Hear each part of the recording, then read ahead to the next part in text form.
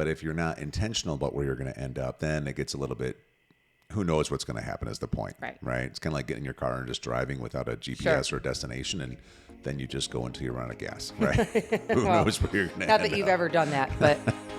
Easy. It was like 25 years ago.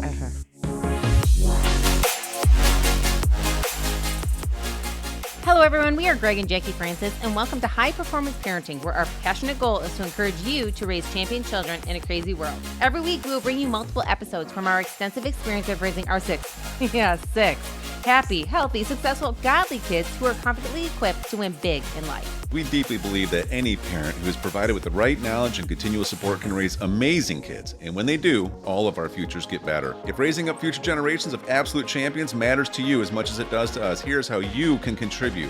Like and share this podcast with everyone you know. And together, let's embrace this journey of raising champion kids in a crazy world. Well, good morning, my love. Good morning, honey. Good to see you in studio. Do you like our new setup? I love our new setup. Does everybody like our new setup? I love our new setup. We'll see if it's still going next week. It probably won't be, but... I've been asking Greg to change the studio for over a year, so we'll see. Yeah, that takes some rearranging, but who knows, honey? Maybe next year. Okay. Okay. All right, so today, this is going to be fun for our audience. You actually have been going through a business mastermind class for 5 months. You're 4 months into it. And one of the projects is called the Legacy Project. Correct. And you want to explain what it is? Yeah, it's actually pretty neat. Greg went through this same program about 2.5 years ago. And after he finished it, I was really excited to do it myself, and timing worked out for me to do it now. So here I am. And what it is it's an apprenticeship. It's within our church, and it's for all the entrepreneurs, business owners, anybody that wants to actually move their business to the next level. Yeah. And so what you do is you come together. There's only 12 people selected to do it, and you pretty much get an opportunity to set amazing goals for what you want to accomplish in your business or in your endeavors, and they help you walk it out. Yeah. And at the end of the 5 months, you do a legacy project, and that's where you pretty much, kind of present a 10-year from now example of what life might be like for you. Mm-hmm. And that's where I'm at. I'm doing 10 years from now. So in 2036, I am going to go over what our life looks like in our business, in our personal life, with our kids, in our health, in our marriage, whatever it may be, just projecting what we're going to accomplish in the next 10 years. Right. So it's a really effective goal setting framework that everybody can learn from. I would suggest all you parents out there do this as well, even for your family. But it's not just for business. It's for marriage. It's for your kids. It's for health. It's for your faith. Yeah, it's for all of them. And so it's really nice because it challenges you, which we don't get challenged in society very often, to think about what will we look like in 10 years. You know, and I think all of us realize that we are going to be 10 years older no matter what. Mm-hmm. We're going to end up somewhere in 10 years. That's true. But if you're not intentional about where you're going to end up, then it gets a little bit, who knows what's going to happen is the point. Right? It's kind of like getting in your car and just driving without a GPS or a destination, and then you just go until you run out of gas. Right? Who knows where you're going to end up. Not that you've ever done that, but... Easy. That was like 25 years ago. Uh-huh. And I picked you up on the side of the road. You still haven't gotten over it. It's probably happened a couple more times. You just didn't tell me about it. I called somebody else. I believe you. Probably would, actually. I believe you have. I'd be calling one of the kids. At this point, they would tell you, though. Yeah, they would. So you'd have to call some other friend. I would have to call somebody that you don't know, probably. And who's that again? Who do you know that I don't know? Yeah, I don't know anybody. But anyways, I guess a tow truck would be whatever. Because that wouldn't be obvious when we get the bill. I know. Yeah. So you map out, and they really challenge you to think through where you're going to be 10 years from now. And then they make you break down. So 5 years from now, what are 1 or 2 or 3 things that have to happen? That if these 2 or 3 things happen, then you are in good position to actually accomplish the 10-year thing. And then to break it down, I think, was it 1 year? I don't remember. Yes. I think it's 1 year after And then- that. So 1 year from now, if these things for sure happen, then you're getting in good position for the 5-year goal. Correct.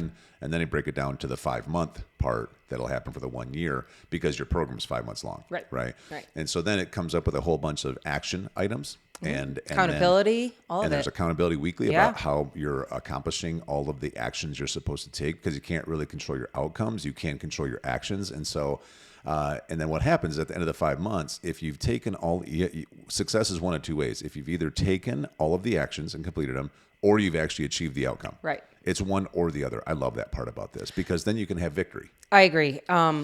And especially for my situation, a lot of it had to do with growing kind of like our brand and our social media and stuff like that. And I can't control the amount of people that come and find us and see us and plug into us, but I can control my action items to get the information out there so people can be invited to come find us. That's right. That's you right. know, and so otherwise it would get really frustrating real quick. Yeah, I mean, just like in anything you're trying to accomplish, though, I mean, the reality is we most of us set a goal. Even most people don't even set goals, but then when they do set goals, they set them wrong. Correct. And they set them in a way that sets yourself up for failure. Because if you really ask the honest question to anybody out there, and we'll get to the other thing here in a little bit. I feel like setting this up because I think this is really helpful to our audience. But you know, I feel like when a lot of people that even if you ask anybody out there, how many goals have you ever actually hit? The reality is it's probably 10%. Yeah, maybe. You know, now the thing is, it does get you moving in a direction, but I think it can be a lot better than that. And the way to do it is to make sure that you're actually positioning yourself to do it right. And so it's setting the actual outcome and then figuring out actions that will actually get you the outcome. But then after you've done that, now you have to realize there's more components than just saying, hey, listen, I need to go do these actions. Because what stops you from taking actions? And a lot of that is just how you think. Totally. You know, it's fear. It's I'm scared of what other people think. Rejection. Yeah, I mean, or- you know, procrastination usually comes from some form of emotion. Or you know? feeling like I am a loser for not accomplishing it, Yeah, or guilt. negative thought process, or whatever it might be. Yeah, so all that stuff is just stuff going on in your mind. Yep. So, but how do your thoughts happen? Well, they happen from whatever you have deep-rooted beliefs about. And then, so how do you fix this? So you have to work on multiple components. It's like, yes, I'm going to take these actions, but I also have to work on my mindset. Correct. I have to start putting myself in a position where my environment is healthy. This was one thing that when I went through this, it really opened my eyes because I didn't even realize that in the area that I do most of my work, which is my office here, there was a couple things that reminded me of not accomplishing some things. Oh, yeah, yeah. Do you know what I mean? Like, Yes. And even though maybe there was some kind of victory at the end, it was like such a postponed victory that it almost made me feel like, geez, I really kind of blew that. And So when you say something in maybe a picture you saw, or Yeah. a book during that season, or Yeah. maybe a plaque, yeah, or a something plaque like of an that. account, like things like that. I'm like, gosh, I can't believe that it didn't bring up like, see, I'm a winner. Yeah. It was It actually the brought opposite. And one of the things that they talk about is like, make sure your environment only expresses that you're a winner. Yes. You know, and make sure that when you walk in, it only makes your subconscious know that you can do things. Yes. You know, it also has you actually have a vision in front of you of what your 10 years will be like. You know, and if there's some even material things, you know, if there's a certain home or in a location or for me, one of the things was I want to build a world-class team that can help us do all the things we want to do to serve the people we want to Sure. serve. And I had a limiting belief on whether I could find people that actually will really buy into our big vision of Sure. what we want to do, and then also be competent enough to do it. And so I put up a picture. It's actually right over there still. See that one right Yeah, there? I on the love wall? it. Yep. And it's just basically like a boardroom leading this group of, you know, really sharp looking people because I knew I was going to have to build up an executive team. So there's just different things. I think I have a goal over there of, you know, like giving a certain amount of money away in 1 year, a big amount. And so I needed to have the environment stuff. I needed to have the vision in front of me. I needed to have also surround yourself with the right people that actually will support your goal and don't tell your goals to people who won't. Yeah, that's a big one. I teach not only the kids that, but any friends that want to listen that, you should always dream big. Whatever you want to accomplish, you can accomplish. Yeah. You know, with God's help, you could do it all. And then put the right support team around you, like sky's the limit. But if you start telling people that start making fun of you or joke with you Yeah, or they're don't everywhere. believe in you, I mean, that can be as close as your family sometimes, and that hurts. And sometimes you just got to keep some of your goals and dreams to yourself until you're strong enough to stick up for yourself and say, you know, actually, I don't like when you make fun of me for that. It doesn't make me feel good, and I don't want that anymore. Yeah, I remember our first entrepreneurial endeavor, and if I told one of my older siblings about some of the dreams and goals that I had, a lot of it had to do with not having to work a day job at a young age and be able to enjoy life more. I mean, they would just like laugh at me, and then they would just, really kind of put me down about it. And then every time I'd see them, they'd make a cutting comment about it. And that stuff sticks in your head. Yeah. And, even my mom, though, like my mom's a very sweet person, and I would tell her about this stuff. And even without even intentionally being discouraging, she would try to protect me and just say, I don't know if you should really get your hopes up about this. I don't want to see you get hurt. I don't want to see you be disappointed.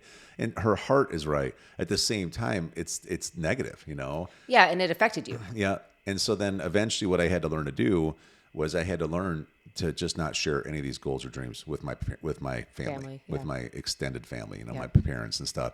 And then what I did after that, after we accomplished all of our goals, because we did, then I would just tell them about them after the victory of them. I wouldn't tell them about them on the way to them. Sure, if that makes sense. And then we always joke because then they were like, I knew you could always do it. I knew it. Greg, you could do anything you put your mind to. They don't act like they're our biggest fan. Yeah, we believed in you the whole time. And you were like, it's okay. Like, yeah, by the way, can you buy me something? Yeah, that's what your family would say. Can we go out and celebrate and you pay for it? Yeah, I'm going to get some to-go stuff too. Yeah, okay, moving on. Let's stick to the project. Okay, a little bit of saltiness there. Yeah, still. We're still getting over stuff. But anyway, so this is the framework that you're Yes. working through, and then you have set some goals, and I have two for the next 10 years. But it is an interesting thing because you have to really think about it, right? Yeah. I mean, you have to think about where are we going to be 10 years from now. I mean, think about something as simple as what your age is going to be. Well, I know. And it's one thing to think about us because I can do that, but then to think about our kids. Yeah. That's the part that like your brain has to get around because, I mean, here we are with the way our life works with all 8 of us in the home. We're all here. In 10 years, that the kids are going to be quite older and will have their own home and be their own parents. Yeah. And I'm just like, I don't know if I'm ready for 10 years from now. I know. It's crazy. But, I think about if we would have done this 10 years ago to get to here, I mean, we would have at that time had 5 kids, 7 and under, right? Yeah.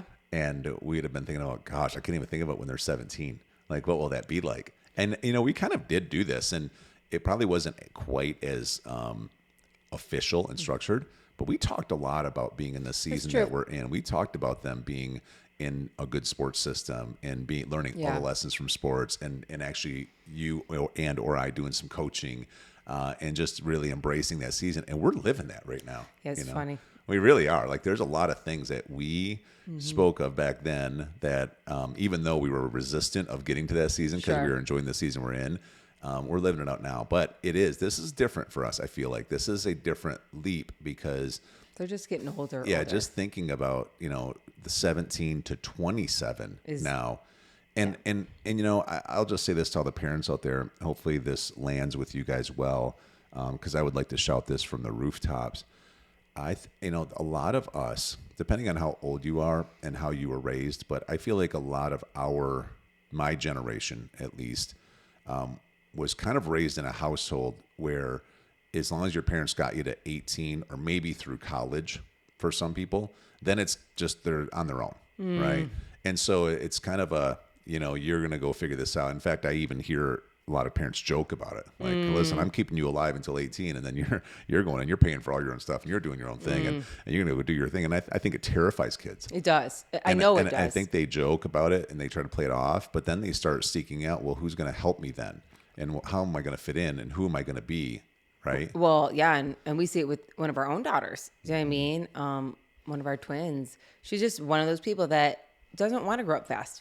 She doesn't want. She actually enjoys each year of her life. She enjoys whether she's younger or getting older or whatever the case may be. And she's one that is easily telling us, I'm not ready to graduate from college or high school yet. Yeah. I want to enjoy all of high school before I think outside of high school.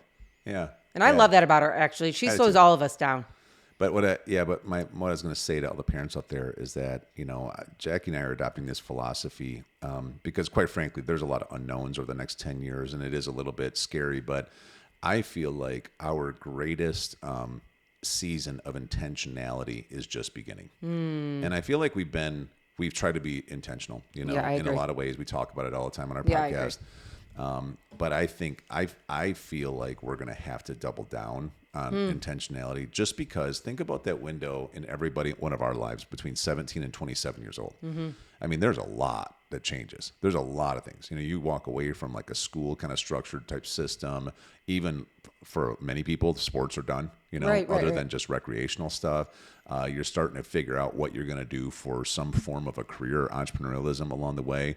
And that creates all new kind of challenges and all new kind of stretching you. And anxiety sometimes. I mean, now you're talking about dating. Yeah. Now you're talking about getting married. Now you're talking about potentially starting a family. Well, and even just moving out from your home. I mean, this was your first home where you felt very much, this was my safe space. There's a lot. You're moving on to the next. And I don't know, it's just a lot to think about. And if you think about it, you and I don't think we overly understood where we were when we were doing that. I feel like we have a lot of conversations with our kids about what it might look like, where we're all going to live, how we're going to help each other even after, you start your own family and you're kind of on your own, quote unquote. You're never on your own. Yeah. We always have each other still. And as you get married, your significant other comes into that and what that looks like. A lot of dynamics. And we're actually very excited for them for that. A lot of dynamics. So it's a lot for kids. Yeah. It's a lot for us. Well, yes. But the piece in it all is that we have lots of conversations with our kids that we don't have this philosophy that you turn 18 or 20 or whatever, that you're getting kicked out and go figure it out. No. And we're going to sit in the sideline kind of giggle because you're going to stumble like we did, like a lot of people do. It's going to be, no, we're going to be in this together. Yes. You just know you have mentors and you have parents here. Now you're going to have to start obviously switching more into the independent phase of everything, but you have our mentorship along the way. And you're never alone. I think that's one thing we always teach our kids, and is that, that was actually a philosophy my mom and dad had taught, that you can always come home. You're never alone. Yeah. If you're going through a hard time, good time, whatever, this home is always your home. Yeah. And even when you get married and stuff like that, not like I'm moving back in with you, my husband or anything, but as a family, we can always come home. Yeah. They're always going to help and guide us. Yeah. And so I think that's one of the things that we're teaching our kids. Okay. Well, let's do this in the next episode. Let's do part 2. All righty. Hey everyone, thanks for listening and thanks for your love and support. We hope that today's episode added tremendous value to you and your family. It would mean so much to us if you would partner with us on our mission of helping parents around the globe raise champion children in this crazy world. To do so, simply take a moment to like and share this podcast with everyone in your network. See you next time.